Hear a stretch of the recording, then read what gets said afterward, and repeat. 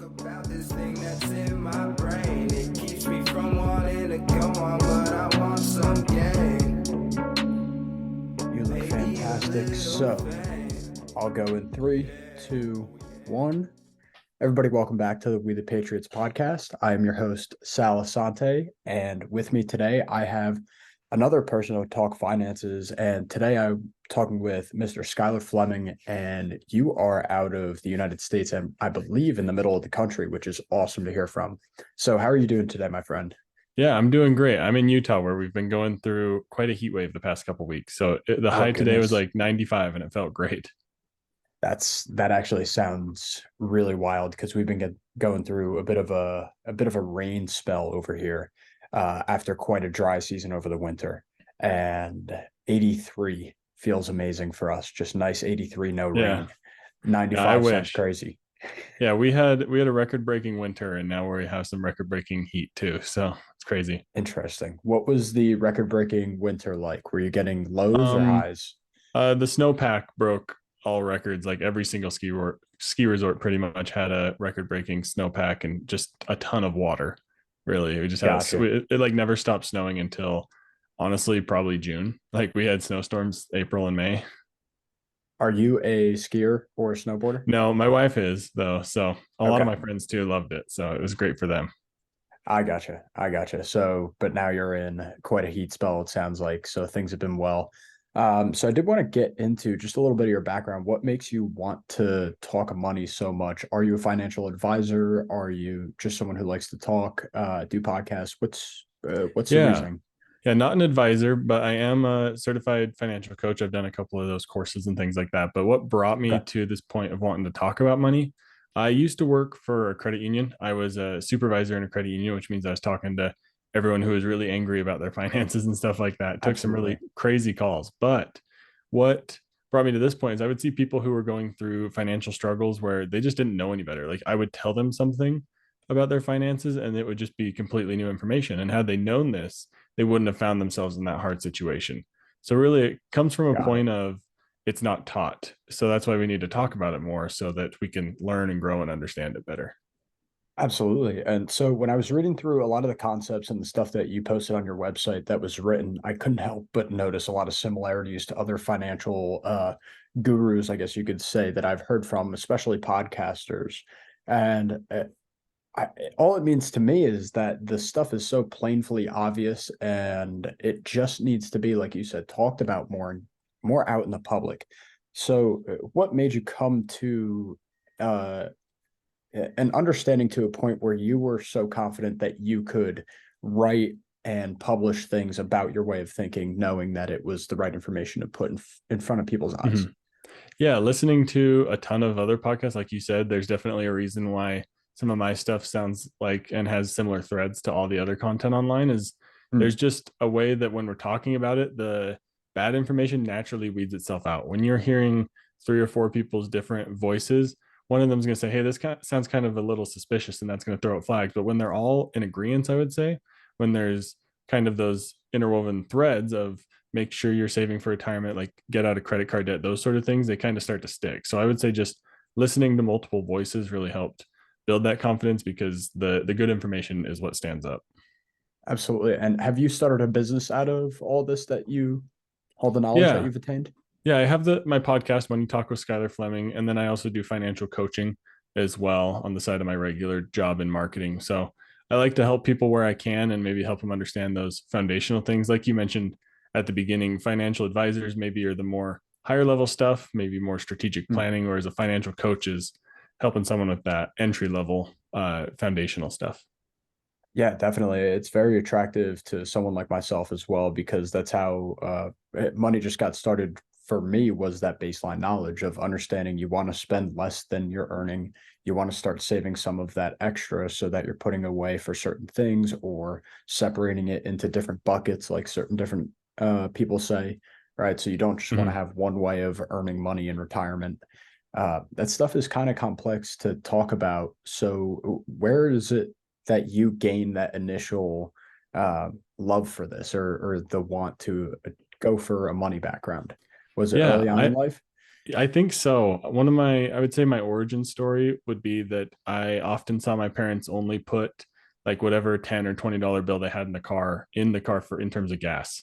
So I noticed that at a young age, and I'm like, I don't ever want to find myself in a place where I don't have enough money readily available to fill a tank of gas or to get where I need to go and such. So I always found myself wanting to make sure I had that savings foundation.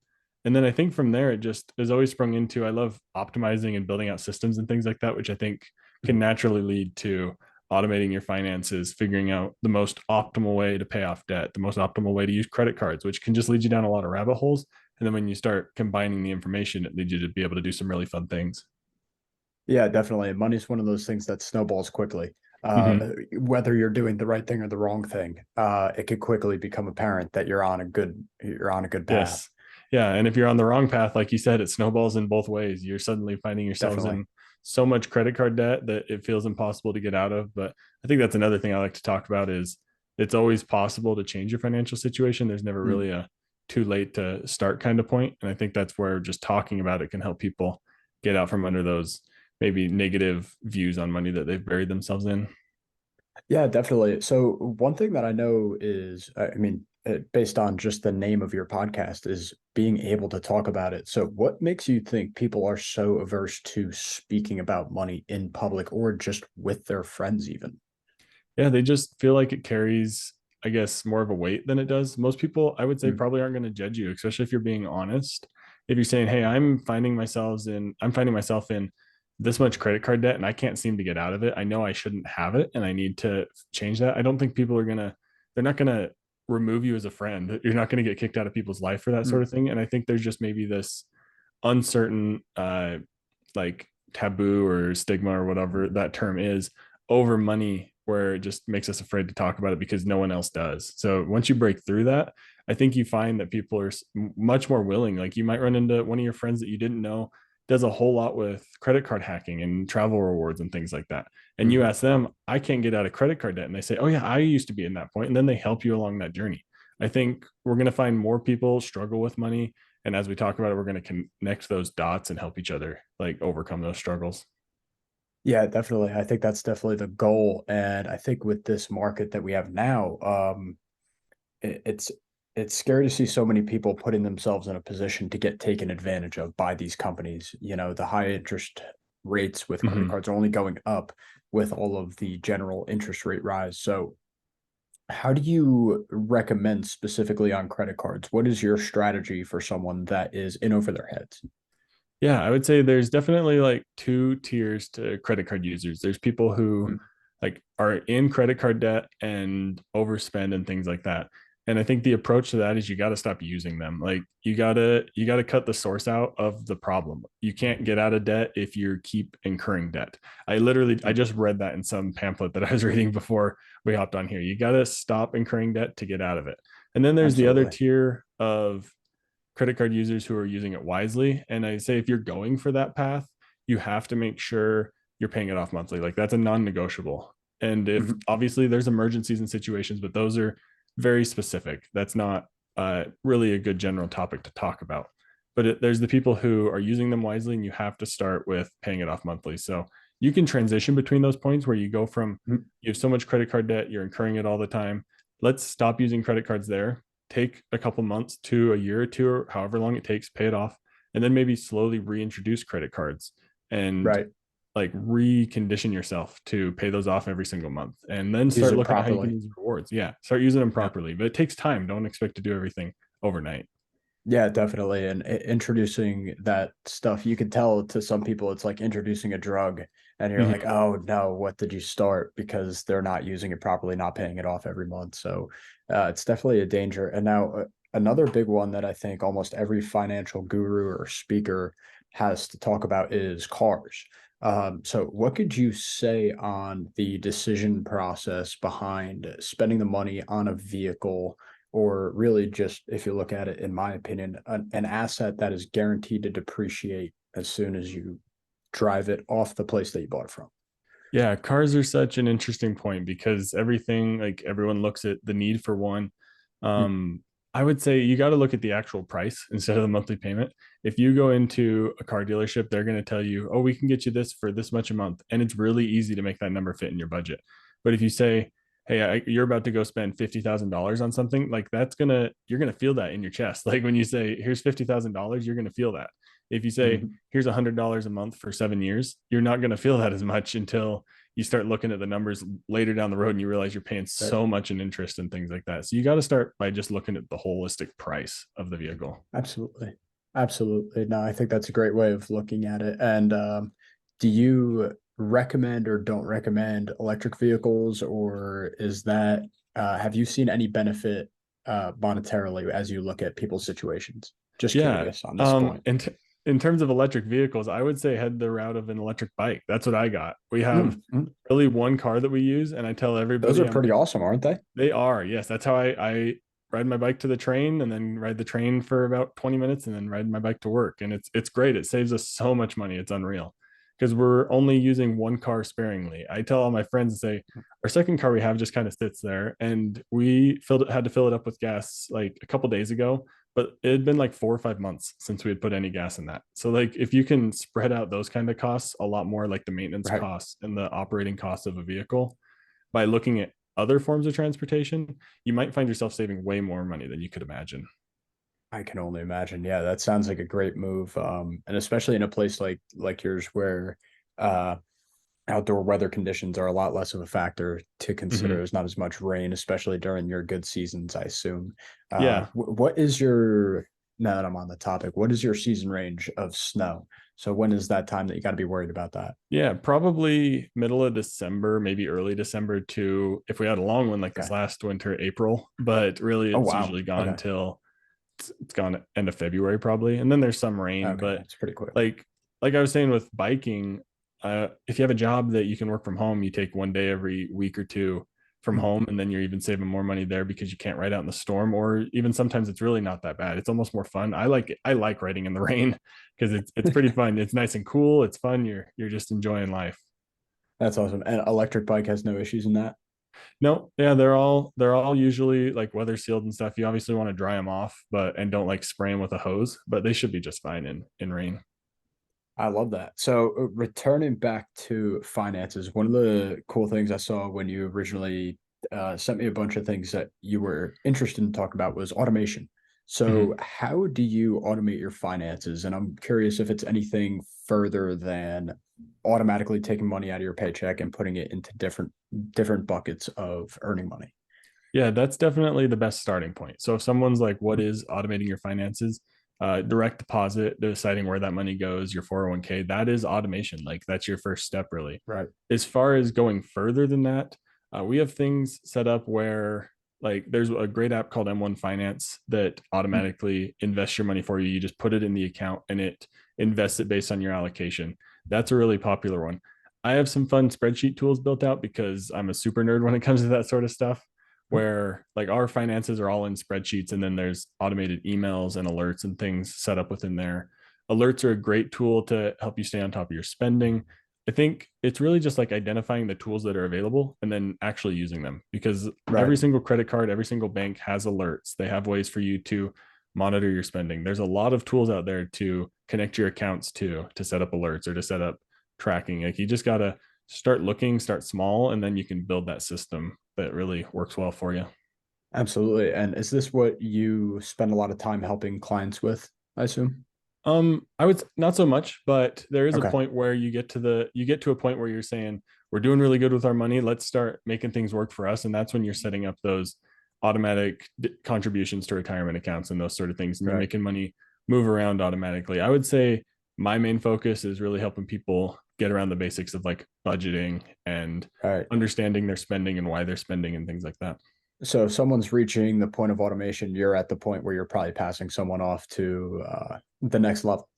Yeah, I could definitely help with it, but there is people that like I've had someone on my podcast that specializes in automation. So I would turn to him for questions and things like that. That's awesome. Okay. So, and how do you go about, first of all, what do you do in your daily job? I'm a marketing manager for a staffing company. So lots of online advertising and things like that.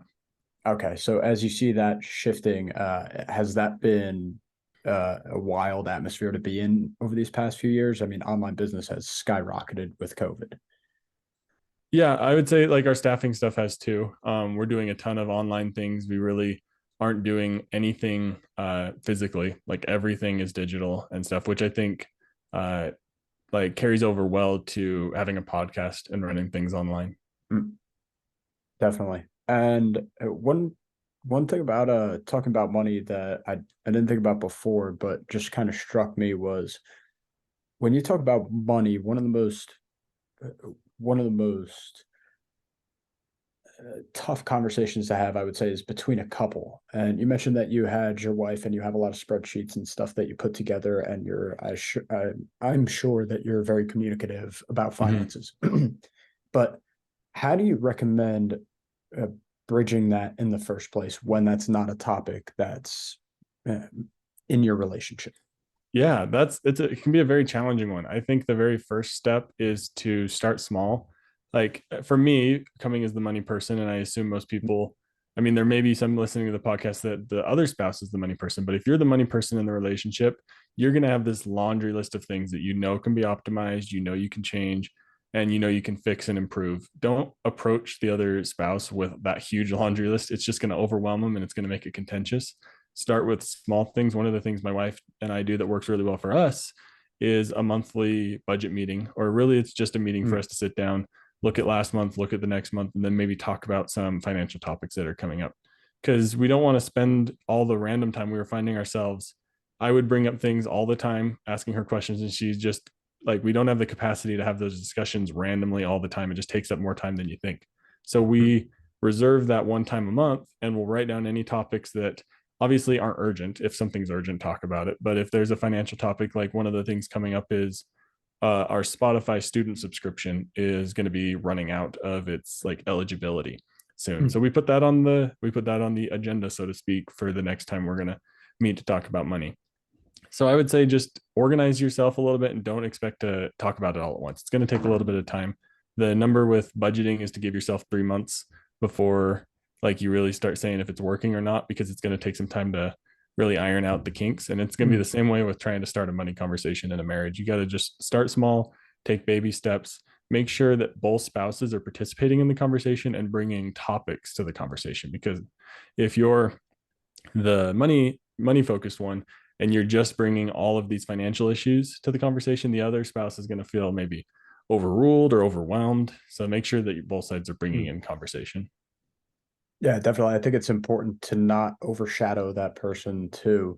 If you're the person, like you said, bringing in the money to the talk, they can easily feel overwhelmed. They could easily feel like you're trying to display your knowledge in a topic and they'll not engage.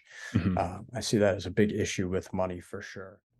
Hey, everybody. I just wanted to thank you all for watching and take a minute to thank Skyler for coming on, and thank you guys, and ask you guys to like, subscribe, and comment on this video, and also check out our store on our website. Over there is going to be posted a little extra tidbit that I wanted to save on the side with Skyler, a couple extra questions that dove a little deeper into our discussion today, where you will only find that over on our website. So go check that out today. That's over at wethepatriotsmedia.com. The link is in our description, and back to the show. As you start to grow your business here, do you have plans of expanding to anything, or do you just enjoy helping out very personally like you do now?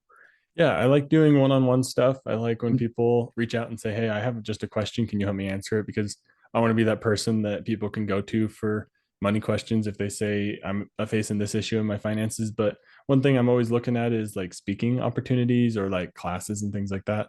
Those are fun to host and fun to be in front of a crowd and just kind of field a group of people's questions. So I would say group things is definitely like a next step. If like when I'm confident about talking about money, talk about it with a group of people and try to like facilitate conversation around it.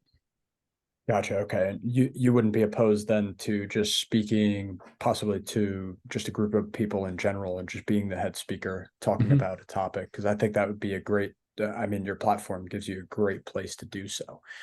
Yeah. And one of the places I've looked at is like trying with our local libraries to host things for them Right. and say, hey, I got this, I have all these resources I've already built. Can I present them to the people who use the library, who like often or not, the library is people who are trying to be smart with money because the library can be a great resource. So it might be people Absolutely. who could really use the information.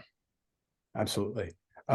When you think about community impact, is that one of the things that drives what you do on the side here? Because obviously this isn't your main job, but it seems to be something you're extremely passionate about.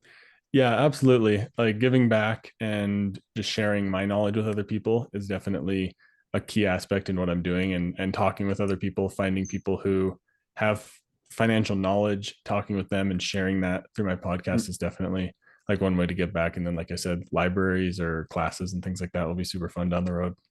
It definitely seems like it. I can hear it in your voice that you seem like you're someone who just loves helping people.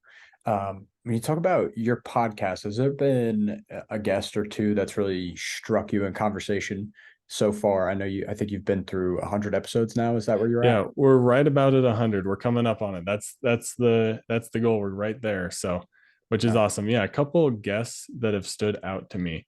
I've definitely had one. His name was Adam Costa. He was the one that I mentioned was talking about uh, automation. So mm, that was a really gotcha. really insightful episode.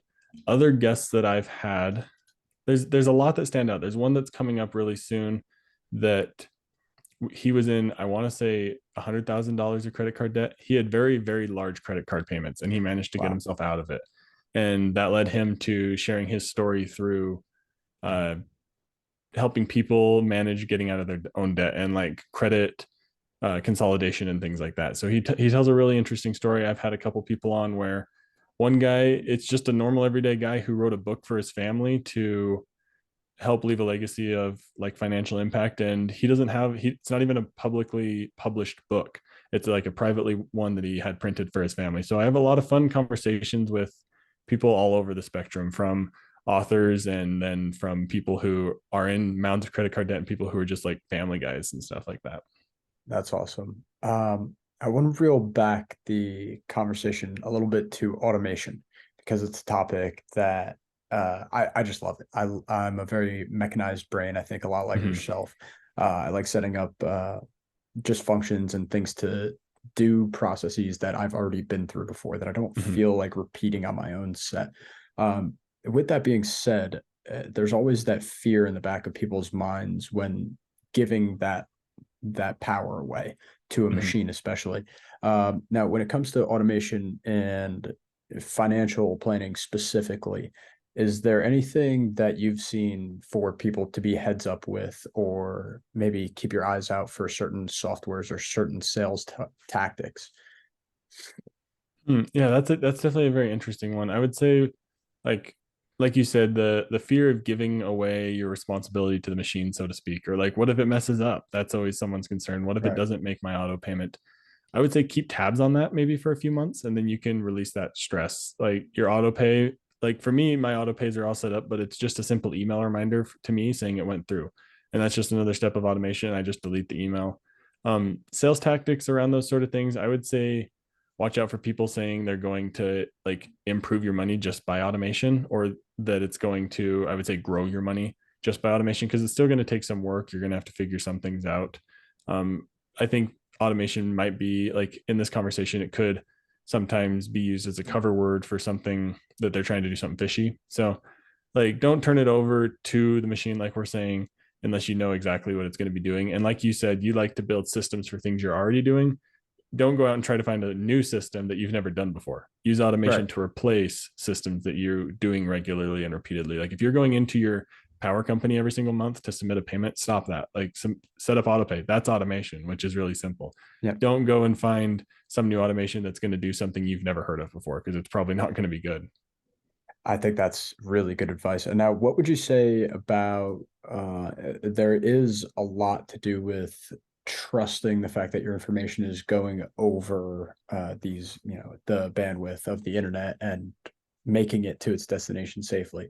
when it comes to financial transfers like that, have you noticed any issues that haven't been resolved when it comes to this stuff? Like when, say an auto pay accidentally charges you for the month and someone doesn't get reimbursed. Like, have you ever seen anything like this? No, I haven't. Usually these kind of issues that you're describing, like with auto pay, is something that happens to like my grandparents. And that's because they set up two payments Right, automatically. Like they paid it themselves right. and the institution paid it automatically. So like just be aware of the automations you set up and make sure you're not double paying things, because if you're in a situation where you're trying to get out of debt, that can put you in a real bind. If you now have to go hunt down extra payments left and right because you paid people twice. So if you set up your automation, trust it, and then check it after the fact, because most places are going to give you that grace period where if you say, oh, I set it up on auto pay, but I don't think it worked or didn't go through, they're going to say, well, that's okay. Let's just get the payment taken care of. They just want your money. So if it doesn't work, then it's fine, but make sure you're not like doubling up on things. Other issues, I don't know. I don't think I've really seen anything in terms of like security or issues like that. Every single like online tool now, there's things like Plaid and all those different connectivity tools that allow you to sign in through these third-party software. So make sure you're using reputable software. If you've never heard of it, just do a quick Google search, say, is so-and-so legit? And then check out 4 or 5 different sources. You'll find your answer pretty quick, but just make sure you're doing your own little bit of research if you're coming across a tool you've never heard of before. Gotcha. So I want to shift the conversation over to something that I'm not sure if it is a whole rabbit hole in of itself. Would you be able to explain to me what is a sinking fund, or what you call also a bucket? Yeah, it is a rabbit hole. I have a couple episodes on my podcast about it, so they can check those out as well. But a sinking fund or a bucket, I call it both because it'll get used by both terms. But essentially, what it is let's say I'm going to use a vacation sinking fund or bucket as an example. Okay. You're going to budget, for example, $50 a month towards your vacation fund. And that $50 isn't going to get spent every single month. There's going to be some months where you don't go on vacation, some where you do. The whole idea of the sinking fund or bucket is that that money that's in that category flows into that bucket when you don't spend it. So then your bucket fills up with that extra money, so that when you do go on a vacation, let's say in 6 months or something like that, you have 6 months worth of $50, or I think $300 in that account now saved up to go on vacation. It allows you to essentially, it's just saving through budgeting. You're just breaking down those costs. And instead of it being like, it's almost like a subscription to yourself in a way, like a subscription for savings kind of thing. I think it highly ties into automation as well. And kind of what I mentioned on the onset of us talking about automation is where you're going to have to start deducting money from your paycheck before you even spend it. And the whole point is that you're not letting yourself touch that money because it's already dedicated to yourself in the future. Yeah. And a key thing with this automation and buckets is you could have an entirely separate savings account set up through somewhere like Ally or any sort of those different bank accounts. And you just have part of your paycheck going there, and then you divide it up from there. I think Ally's notorious for their buckets, and they're somewhere where a lot of people talk about when you get to this buckets and sinking funds idea, because they have a lot of automation tools built behind it. You could have, let's say your paycheck, you have 80% going to, or we'll use round numbers. You have $800 going to your main account and $200 of your remaining paycheck going to this Ally account. And then within there, you can set up your buckets that can have automation behind them of how much to distribute between each one. So you're not even seeing this money you're saving. It's not even getting to you. And one of my favorite things from the book called The Automatic Millionaire is that he talks about you're going to learn to live on less if you set it up that way. So if you set it up that your paycheck is less when it gets to your account, you're going to be just fine. You're going to figure out how to buy clothes within that range. You're going to figure out how to buy food. You're going to figure the rest of that out, because it's just the way we naturally work. So if you can maybe divert some of that money before it gets to you, it's an awesome way to save money. Yeah, definitely. And it gives you that that automatic tightening of the pocket where you just don't have that money to access anymore. You can't spend it. It just makes it way easier. You learn to live on what you have. And when you make it less automatically and keep the money elsewhere, you're going to be fine. I love that. I think it's a great way of just describing a simple function of money, but complex enough to get someone interested, maybe. Yeah, it's very simple, and it has that kind of redundancy factor that I think every single different financial talking head says the same thing in a different way. And it's just about getting that message out to enough people to actually get it going. Yeah. Have you witnessed a lot of people fall into financial hardship over your lifetime? Yeah, and I would say that was a lot of that was in my credit union job as a supervisor. I would just see people who they'd be calling in just upset, expecting the credit union to do something, which is unfortunate. It puts everyone in a pickle because like we want to help over the phone, but also we can't because they've found themselves in a situation where they're just like overloaded with debt and things like that. And like to go back to our car conversation a little bit, they were looking at the monthly payments, and then you can always in your mind afford $10 a month. Like that's just such a small amount of money, but $10 a month across everything or higher or lower, all those monthly subscriptions to your car payments, to your credit card payments, to your store payments, to your subscriptions, those all add up so fast that people find themselves like, where'd all my money go? Instead Right. of the automation taking your paycheck at the beginning, it's taking it all right at the end, and then you're really left with nothing.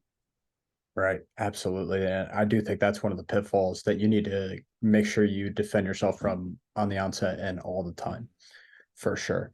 One thing that I did want to ask, because it's kind of one of the topics I like bringing up with most of my guests nowadays, is topic of AI, and specifically as it terms to money. How do you see AI helping, hurting, or being neutral? How do you see it affecting our progress in the financial field going forward? Yeah, I think it's just gonna speed everything up, which I think is the general consensus across the board. Okay. It's gonna make things faster. I'm excited to see how Google integrates their stuff into Sheets, because if I can ask their Google Bard, I think is its name, if I can ask it to analyze all my transactions for trends, then I don't have to like build some fancy spreadsheet to do those sort of things.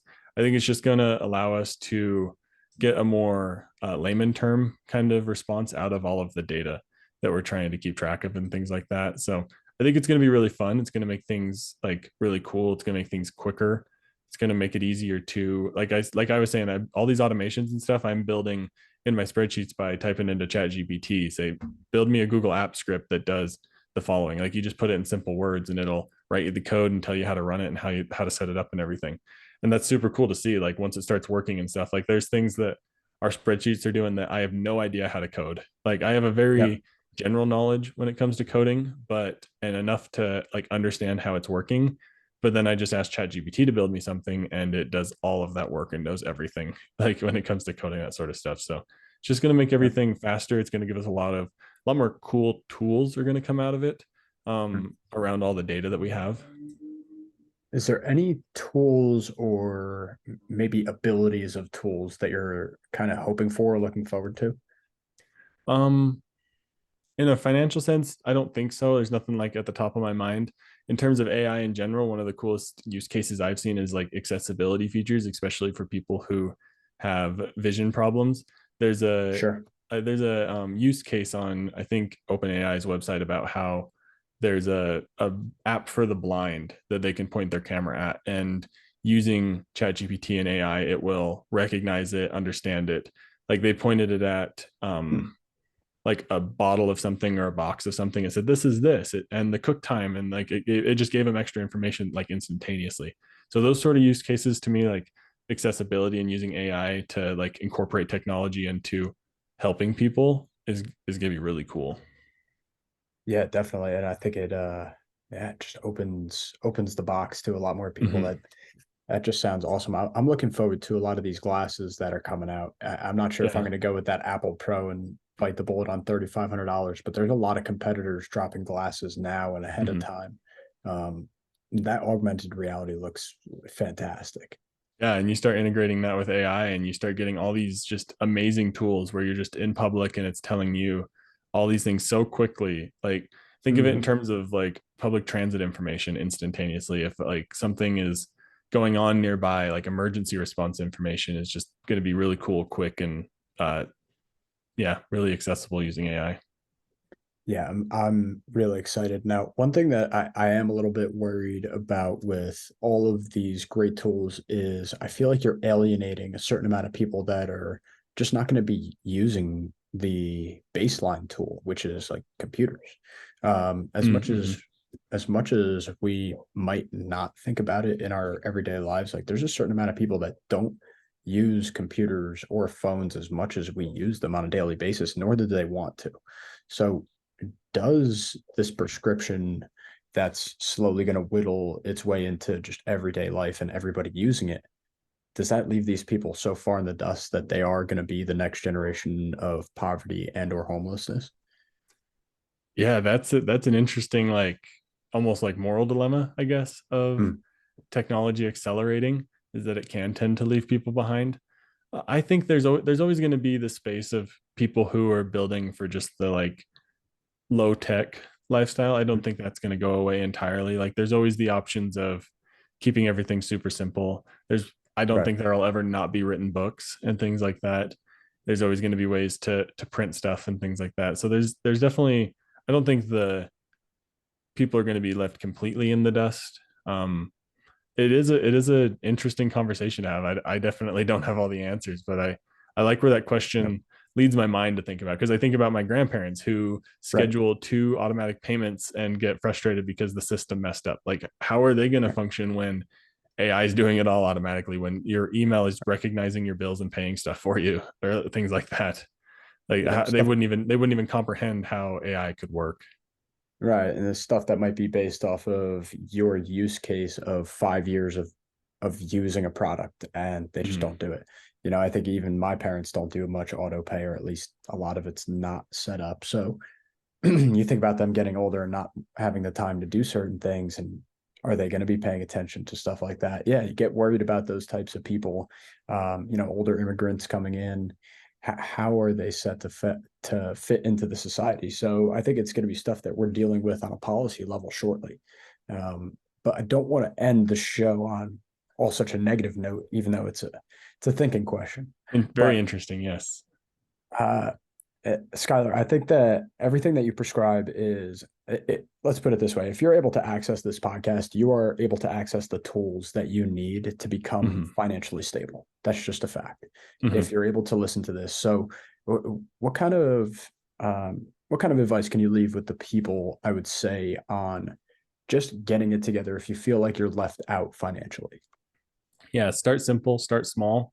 I would say it can feel like there's so many things we need to fix financially in our life, where it's credit card debt, it's auto loan debt. Maybe you have a payday loan from somewhere.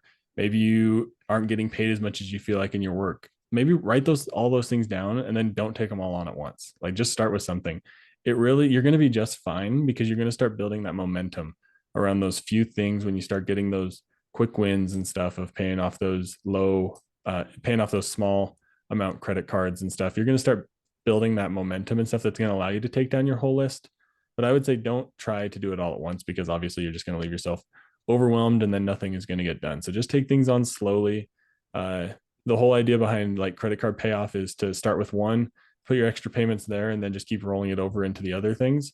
So start with one thing, get your momentum going there, and then just roll it into the others. If you feel like, using the example I just said, if you feel like you're not getting paid enough, start there, because getting more money is going to really help you in the rest of your journey. And then look at, okay, this payday loan is crippling me. There's so much interest going to this. Knock that out. And then you say, wow, I just paid off that debt. What other debts do I have? Where can I start with that? Like, just get the ball rolling with something very small, and only one thing is really my ultimate advice. Start with one, knock it out, get to the other one, knock it out, get to the next. Yeah, because you're not going to be able to take on the army of financial burdens that are weighing down your shoulders. That I could not appreciate that advice more. Skyler, you have been a pleasure to have on. Was there anything else that you wanted to get off your shoulders before we get out of here today, other than go check out your 100th episode coming out soon? Yeah, that's coming up. It's coming up, which is super fun. I never thought I'd get there. I remember when I got to 52 for 1 year of doing my podcast, and looking at 100 now is super awesome. So yeah, you can find that online, Money Talk with Skyler Fleming, wherever you listen to podcasts. My website, skylerfleming.com. I'd be happy to chat about any of the things that I mentioned in this episode with anyone. So reach out to me. I love to chat about this sort of stuff. I love to talk money. Awesome, Skyler. Like I said, thank you so much. I don't see any reason why we wouldn't be talking again in the future. This has been really fantastic. Thank you, man. Awesome. Thank you for having me on. Yeah, man. Thank you. Damn, I wish I were the fucking state. I want to be something, not nothing. Trapped inside my dream and I'm running away from these demons. But the feeling so good, I'ma keep dreaming.